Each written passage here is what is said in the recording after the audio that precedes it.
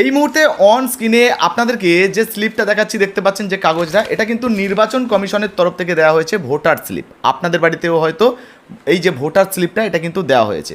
দেখুন, আপনার যদি 23 তারিখে ভোট হয়ে যায় সেক্ষেত্রে আগেই হয়তো আপনি পেয়ে গেছেন। আবার যাদের 29 তারিখে ভোট তারা হয়তো এই মুহূর্তে হাতে আপনারা এই স্লিপটা রেখেছেন। এখন অনেকেই বলছেন দাদা এই যে স্লিপটা আমি স্ক্রিনে দিয়ে দিয়েছি, আপনারা দেখতে পারেন এই যে স্লিপটা, এই স্লিপটা কি আমরা জেরক্স করে রেখে দেবো? কারণ পরবর্তী সময় যদি এসআইআর হয়, সেই এসআইআরে আমাদের ডকুমেন্ট হিসাবে এটা কাজে লাগবে বা প্রমাণ থাকবে। তাহলে কি আমাদেরকে এই রকম জেরক্স করে রাখা প্রয়োজন?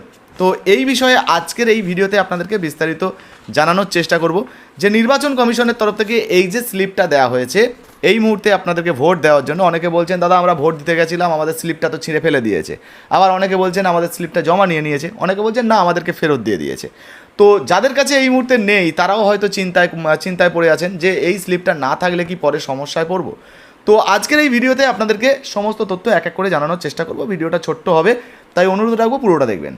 আচ্ছা, প্রথমেই জানিয়ে দিই, আপনাদের কাছে যদি নির্বাচন কমিশনের এই যে স্লিপটা থাকে, আপনি যদি মনে করেন যে আপনি জেরক্স করে রাখবেন বা ল্যামিনেশন করবেন, আপনাদেরকে বলবো ল্যামিনেশন করার দরকার নেই, এতে বেশ কিছু টাকা খরচ হবে। যদি আপনি মনে করেন যে জেরক্স করে রাখবেন প্রমাণস্বরূপ যে আপনি 2026 সালে এই যে এসআইআর হয়েছিল এই সময় আপনি ভোট দিয়েছিলেন, আপনার ভোটার তালিকায় নাম ছিল, আপনি রাখতে পারেন যত্ন করে জেরক্স করে, ঠিক আছে। তবে আপনাদেরকে এইটা বলে দিই যে নির্বাচন কমিশনের তরফ থেকে এই যে স্লিপগুলো দেওয়া হচ্ছে, এই স্লিপটার কিন্তু বিশেষ কিছু গুরুত্ব ওই সময় থাকবে না।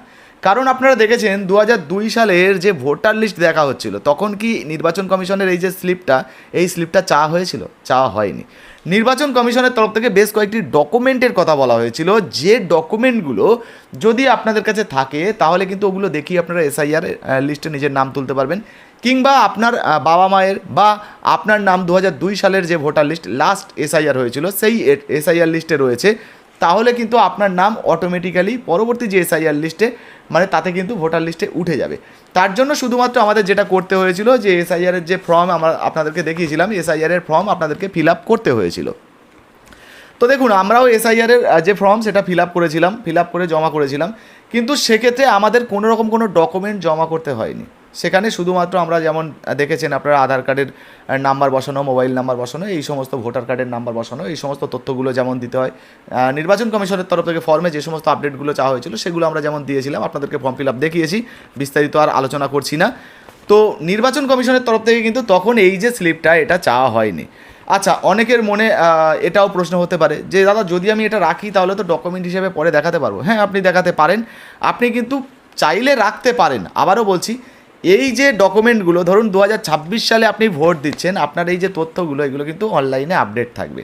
মানে আপনি যখন খুশি আপনার এই যে তথ্যগুলো মানে এই যে স্লিপটা এটা অনলাইন থেকে কিন্তু আপনি ডাউনলোড করতে পারবেন। এই যে ইসিআইয়ের অফিসিয়াল ওয়েবসাইট রয়েছে নির্বাচন কমিশনের, এই অফিসিয়াল ওয়েবসাইট থেকে কিন্তু আপনার ভোটার কার্ডের নাম্বার, মোবাইল নাম্বার দিয়ে যেমনভাবে এই যে ভোটার স্লিপ ডাউনলোড করা যায় আপনি কিন্তু খুব সহজেই করতে পারবেন। অর্থাৎ এর থেকে কি প্রমাণ হচ্ছে না, আপনার নাম যদি এই মুহূর্তে 2026 সালের ভোটার লিস্টে থাকে তাহলে আপনি নিশ্চিন্ত হয়ে থাকুন, কোনো সমস্যা আশা করি আপনার হবে না। পরবর্তী যখন এসআইআর হবে সেই এসআইআরে কিন্তু আপনার নাম আশা করি উঠে যাবে, কোনো সমস্যা হবে না। তারপরেও আপনারা যদি রাখতে চান সেক্ষেত্রে কিন্তু রাখতে পারেন, তবে ল্যামিনেশন করার তেমন কোনো কিন্তু প্রয়োজন নেই। ল্যামিনেশন করে রাখবেন মানে আবার আপনার বেশ কিছু টাকা খরচ হবে। আপনি চাইলে কিন্তু এই যে ভোটার স্লিপটা এটা আপনি অনলাইন থেকে ডাউনলোডও করতে পারেন। আচ্ছা, আরেকটা বিষয় আপনাদেরকে জানিয়ে দিই, অনেকে বলছেন দাদা আমার তো ছিঁড়ে গেছে হয়ে গেছে, তো সেক্ষেত্রেও আপনারা বুঝতে পারলেন অনলাইন থেকে ডাউনলোড করে নিতে পারেন। আর এসআইআরে যে ডকুমেন্টগুলো চাওয়া হয়েছিল সেখানে কিন্তু এই ডকুমেন্ট চাওয়া হয়নি। আপনার 2002 সালের যে ভোটার লিস্ট সেই ভোটার লিস্ট তো আপডেট হয়েছিল, তাই না, পাবলিক হয়েছিল। এবার সেই ভোটার লিস্টটা আপনি তো ডাউনলোড করেছিলেন। এবার ওই ভোটার লিস্টে আপনার যে নাম ছিল, কত নাম্বারে নাম ছিল আপনার বা আপনার বাবা মায়ের, সেগুলো তো আপনারা দেখেছেন। এবং আগের ভোটার লিস্ট অনুযায়ী কী ভোটার কার্ডের নাম্বার ছিল সেই সমস্তগুলো আপনারা দেখেছেন। তো তখনও হয়তো যখন এসআইআর হবে ওই যে এখন যে আপনারা ভোট দিচ্ছেন এই সমস্ত ডকুমেন্টগুলো অনলাইনে কিন্তু আপডেট থাকবে। আর অনলাইনে আপডেট থাকবে, পরবর্তী এই সমস্ত ডকুমেন্টগুলো দিয়েই কিন্তু আপনারা কাজ করতে পারবেন, আশা করি সমস্যা হবে না। তারপরেও যদি আপনি রাখতে চান সেক্ষেত্রে কিন্তু রাখতে পারেন। তবে আবারও বলছি, যে মনে ভাবলেন যে এটা আমি রেখে মানে রাখতে পারিনি, হারিয়ে গেছে বা হয়ে গেছে, যাদের হাতে এই মুহূর্তে নেই তারা কিন্তু চিন্তা করবেন না, আশা করি কোনো সমস্যা নেই। এই নিয়ে কিন্তু অনেকেই কমেন্ট করেছিলেন যে দাদা এই ভোটার স্লিপ নিয়ে কিছু বলুন। হ্যাঁ, অনেকে বলছেন যে জেরক্স করে রাখতে হবে, এইরকম জেরক্স করে বাড়িতে রাখতে হবে, তো এই বিষয়ে একটু কিছু জানান। তো সেই জন্যই জানাচ্ছি আর কি। তো আবার বলছি, কোনো চিন্তা করবেন না, যদি হাতে নাও থাকে কোনো সমস্যা নেই। তো আশা করি আপনাদের প্রশ্নের উত্তর আপনারা পেয়েছেন।